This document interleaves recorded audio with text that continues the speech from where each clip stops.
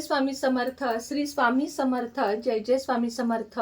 श्री स्वामी समर्थ महाराजांच्या नामस्मरणाने आजच्या व्हिडिओला सुरुवात करूया.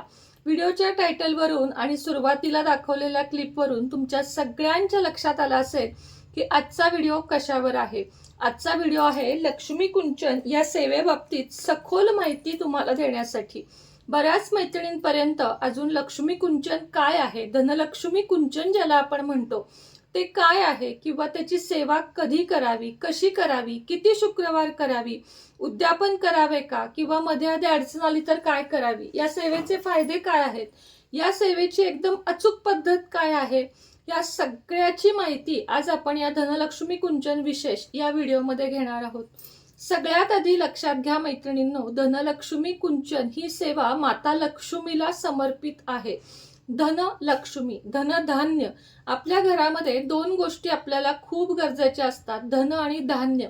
त्याच पद्धतीने वैभव लक्ष्मीच्या व्रतामध्ये जसं आपण अष्टलक्ष्मीचं पूजन करतो, जी संतान देवता, धनदेवता, धान्य देवता, सगळं काही म्हणजे त्यामध्ये तर 8 लक्ष्मी वेगवेगळ्या आहेत ज्या आपल्याला प्रत्येक गोष्ट देत असतात. तर त्याच पद्धतीचं हे धनलक्ष्मी कुंचन ही सेवा आहे.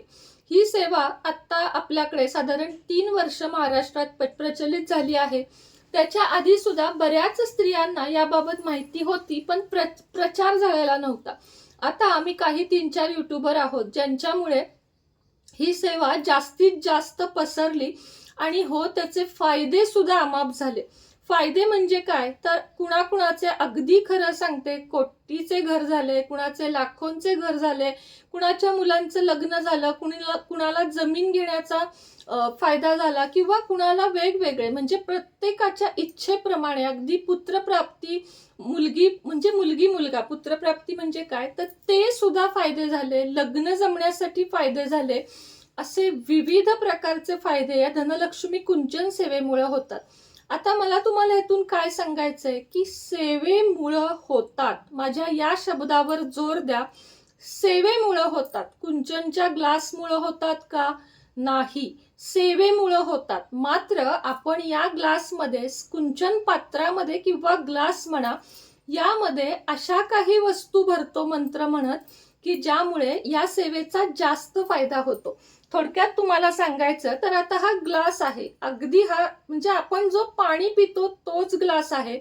याला धनलक्ष्मी कुंचन असं कधी आम्ही म्हणतो, जेव्हा याच्यावर शंख, चक्र, नाम, 2 गजांत लक्ष्मी आणि या 8 दिशातल्या लक्ष्मी बघा ह्याच्यावर आहेत. 8 लक्ष्मी आहेत ह्याच्यावर, ज्या आपल्याला धनधान्याची बरसात करतात, म्हणजेच पुरवतात. बरसात म्हणजे पैशाचा पाऊस नाही, बरसात म्हणजे पुरवतात आपल्याला.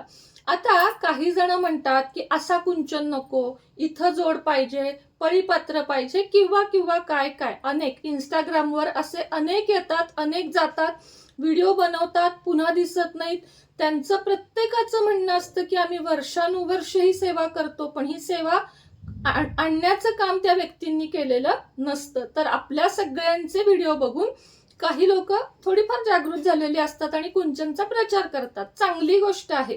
कुंचनचा प्रचार म्हणजे सेवेचा प्रचार करण्यामध्ये काहीही चुकीचं नाही, पण वस्तूंचा प्रसार करणं हे मात्र चुकीचं आहे. ते पण कधी, जेव्हा तुम्ही 4-5 जण दुकान काढताय, बरोबर आहे, आणि प्रत्येक जण म्हणतो की फक्त माझ्या इथलं घ्या, नाहीतर तुम्हाला फायदा होणार नाही, किंवा ती कुंचन सेवा म्हणजे फालतू आहे, काही पण आहे. अशा वेळेस ना त्या व्यक्तीला फायदा होणार आहे, ना तुम्हाला फायदा होणार आहे.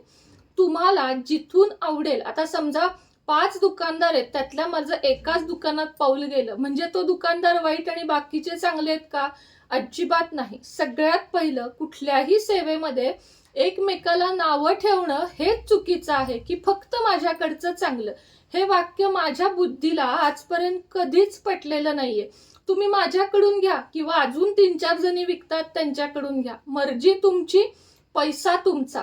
हो, सेवा मात्र तुम्हाला करायची आहे. मी आजही तुम्हाला म्हणते की तुम्हाला ज्यांच्याकडून पटेल त्यांच्याकडून घ्या. तुम्ही ग्लास घ्या, तुम्ही कुंचन घ्या, तुम्ही पारंपरिक भांड घ्या, किंवा तुम्ही पळीपात्र घ्या, किंवा तुम्ही अजून काही घ्या. त्याच्यामध्ये जर तुम्ही काही भरलंच नाही किंवा त्याच्यामध्ये काही सेवाच केल्या नाही तर त्याचा फायदा होईल का, अजिबात होणार नाही. तुम्ही काहीच काम करू नका, काही करू नका आणि हा ग्लास फक्त दररोज इथं भरत बसा. येईल का हो पैसा तुमच्याकडं? ह्याचं उत्तर आहे अगदी साहजिकचपणे की नाही येणार. त्यासाठी आपण कर्म, कष्ट हे दोन्ही करावेत आणि त्यानंतर प्रत्येक शुक्रवारी प्रसन्न मनाने संध्याकाळी किंवा सकाळी, आता मी तर सकाळीच करून घेत असते, कारण दिवसभर आपल्या घरात लक्ष्मीचा वास राहावा. उरला प्रश्न कुठला कुंचन घ्यायचा, तर हे सर्वपरी तुमच्यावर अवलंबून आहे. आता आपल्याकडे हे पण कुंचन आहे, हे कुंचनच आहे बरं का, हा प्रसाद बाऊल नाही, हे कुंचन आहे ज्याच्यावर शंख, चक्र, नाम. कुंचनचा अर्थ धान्य भरण्याचं पात्र. मग तुम्ही ते ग्लासमध्ये भरा, तुम्ही ते ह्याच्यात भरा, किंवा तुम्ही अजून कशात भरा, किंवा तुमच्याकडे काहीच नाहीये पण तरी पण तुमची इच्छा आहे, तर तुम्ही घरातल्या कुठल्याही भांड्यामध्ये सुद्धा कुंचन सेवा करून बघा, सेवा करून बघा. माझ्या या वाक्याला नोट आउट करा की सेवा करून बघा. मात्र हो, ज्यांची परिस्थिती असेल त्यांनी हे किंवा हे कुंचन कोणतेही घ्यावे. आता या कुंचनचा आपला रेट आहे 2860 रुपये आणि या कुंचनचा रेट आहे 3800 रुपये, कारण हे तोळ्यावर हे अतिशय जड आहे आणि दोन्हीही छान आहेत. पण ह्याची जी प्रिंट आहे ती काही वर्ष 2 वर्षांनं निघते आणि मग तुम्हाला नवीन घ्यावी लागते. ही प्रिंट भांडेवाल्यांकडे सुद्धा करून मिळते असं म्हटलं जातं, पण नाही, हा वेगळाच बनवला जातो. हे कुंचन पात्रच वेगळं बनवलं जातं. आणि हे पण आता हे मशीन प्रिंट म्हणजे कसं आहे, हे कोरलेलं आहे, हे अँटिक याला म्हणतो आपण, हे चांगलं जड आहे आणि हा प्रसाद बाऊल नाही तर हे कुंचन आहे. तर हे 2 कुंचन, त्याच्याबरोबर आपल्याला मिळते ती डिश आणि काही सामानात काय काय येतं, तर 5 पिवळ्या कवड्या येतात, 5 गोमती चक्र येतात, लघु नारळ येतात, मोती गुंजा या बांगड्या येतात, लाल हिरव्या, पोळा येतो, त्याच पद्धतीने पंचरत्न येतात आणि बाकी तर इथं आपल्याला बाकीचं आपलं आपण ठेवायचंय. काही लोक म्हणतात ही जी कवडी आहे ना, ही तांत्रिक गोष्टीमध्ये वापरली जाते. पहिली गोष्ट, कवडी कधीही तांत्रिक गोष्टीत वापरली जात नाही. या कवडीचं नावच आहे कुबेर कवडी, लक्ष्मी कवडी. तुम्ही कुठल्याही दुकानात जावा, धार्मिक वस्तू जिथं विकतात त्यांना विचारा की कुबेर कवडी द्या किंवा लक्ष्मी कवडी द्या, ते विचारतील पिवळी देऊ का तपकिरी देऊ.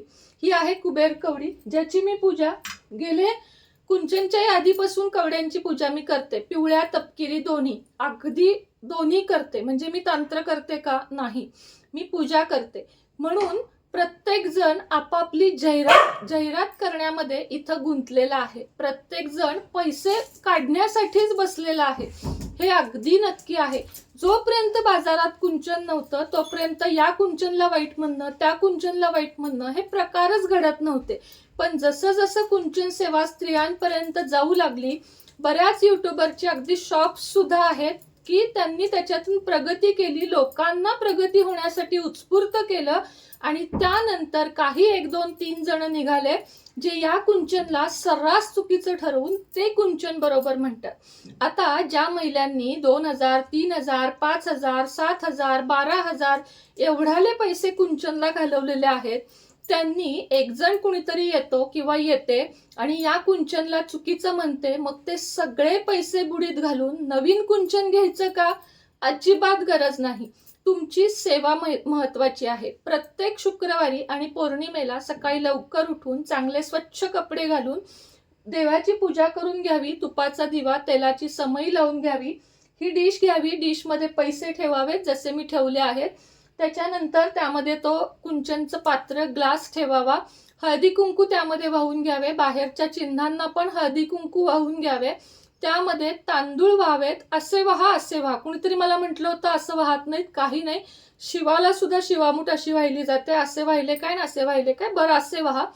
तर ओम श्री महालक्ष्मी नमः, ओम श्री महालक्ष्मी देव्यो नमः किंवा जय माता लक्ष्मी, कमलात्मक मंत्र, कुठलाही मंत्र म्हणत थोडे तांदूळ, त्यानंतर 5 कवड्या, पुन्हा तांदूळ, 5 गोमती चक्र, पुन्हा तांदूळ, 5 कमळगट्ट्याच्या मणी, पुन्हा तांदूळ, लवंगा घरातल्या, चांदीचं साहित्य सुद्धा मिळतं, पण तो सेट जवळजवळ 7000 पर्यंत जातो. ज्यांची परिस्थिती असेल अवश्य चांदी तुम्ही घेऊ शकता, कारण चांदी ही माता लक्ष्मीला प्रिय आहे.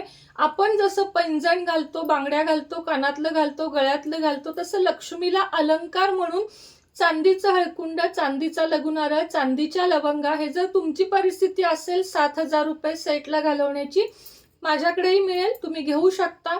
तर अशी ही कुंचन सेवा आहे. सगळ्यात शेवटी लक्ष्मीची मूर्ती, कमळाचं फूल, गुलाबाचं फूल ठेवायचं, आरती करायची आणि श्री सूक्त, महत्वाच्या पॉइंटवर लक्ष द्या. श्री सूक्त म्हणायचं, महालक्ष्मी अष्टकम 16 वेळा म्हणायचं, व्यंकटेश स्तोत्र म्हणायचं आणि मग एक माळ कमलात्मक मंत्र किंवा जय माता लक्ष्मी किंवा ओम श्री महालक्ष्मी देव्यो नमः किंवा ओम श्री महालक्ष्मी नमो नमः या मंत्राचा जप करायचा. संध्याकाळी खिरीचा नैवेद्य दाखवायचा, साबुदाण्याची, मखाण्याची, शेवयाची, तांदळाची नाही, या 3 पैकी एक नैवेद्य दाखवायचा. उपवास करण्याची गरज नाही, उद्यापन करण्याची गरज नाही, मोजून 11-21 शुक्रवार करण्याची गरज नाही. तर आयुष्यभर ही सेवा करू शकता. कधी कधी खंड पडला तरी काही वाईट होत नाही, कारण ही सेवा आहे. माता लक्ष्मीला तुम्ही या ग्लासमध्ये पाणी दिलं तरी ती प्रेमानं दिल्यावर पिईल, यातून दिलं तरी पिईल किंवा यातून दिलं तरीही पिईल. तुमच्याकडे साधन नसेल, तुम्ही हातातून पाणी दिलं तरीही ती पिईल. फक्त तुमची भावना, तुमची भक्ती ही मात्र साफ हवी, हे निश्चित आहे. तर कोणाच्याही भावना दुखवण्याचा माझा इथं हेतू नाहीये, पण एकमेकाच्या साधनांना, एकमेकांच्या गोष्टींना नावं ठेवण्यापेक्षा सेवांवर भर द्या. लोकांचे पैसे विनाकारण खर्च करू नका की माझ्याकडचंच चांगलं. मला अनेक महिला रडत रडत फोन करतात की ताई आम्हाला कुंचन घ्यायचं आहे पण आमच्याकडे पैसे नाहीत. त्या सगळ्या माता भगिनींना मी हात जोडून विनंती करते, वैभव लक्ष्मीचं व्रत करा, तुमची परिस्थिती सुधारू दे आणि त्यानंतर तुम्ही कुंचन सेवा घेण्यास पात्र व्हाल. मग सेवा करा. वैभव लक्ष्मीचं व्रत जरी जमत नसेल तरीही तुम्ही श्री सूक्त दररोज म्हणा, तुम्ही व्यंकटेश स्तोत्र म्हणा, विष्णू सहस्त्रनाम म्हणा. मग बघा तुमच्या आयुष्यात महालक्ष्मी अष्टकम म्हणा, महालक्ष्मीची पूजा करा. गुलाबाचं अत्तर नक्की घ्या माझ्याकडून तुम्ही.